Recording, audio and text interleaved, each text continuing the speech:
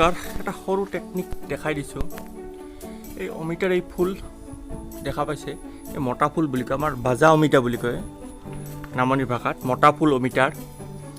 এই অমিতাৰ মতা ফুল যেতিয়া হয়, গছডালত ফল নধৰে, তেতিয়া কি টেকনিক ব্যৱহাৰ কৰিব পাৰি, একেবাৰে সহজ মই দেখাই। অমিতাৰ গুৰিত যাওক, মোটামুটি 1 ফুট ওপৰত, মাটিৰ পৰা 1 ফুট ওপৰত এখন চুৰি ল'ব, এনেকুৱা ডাঙৰ ডাঙৰ চুৰি, ভাগটো জোঙা।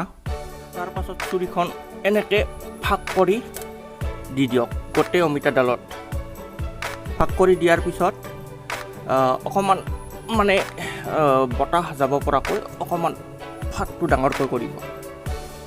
ঠিক একেদৰে এইটো চাইডে দিওঁ, অৰ্থাৎ এইফালেতে এটা সোমাব, এইফালেৰে এবাৰ সোমাই এই চাইডটোৰে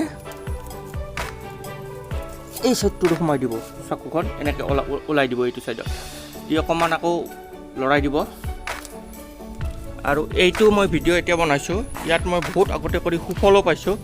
যদি কাৰোবাৰ এনেকুৱা সমস্যা আছে, এই টেকনিকটো কৰি চাব পাৰে। একেবাৰে সহজ থলুৱা টেকনিক।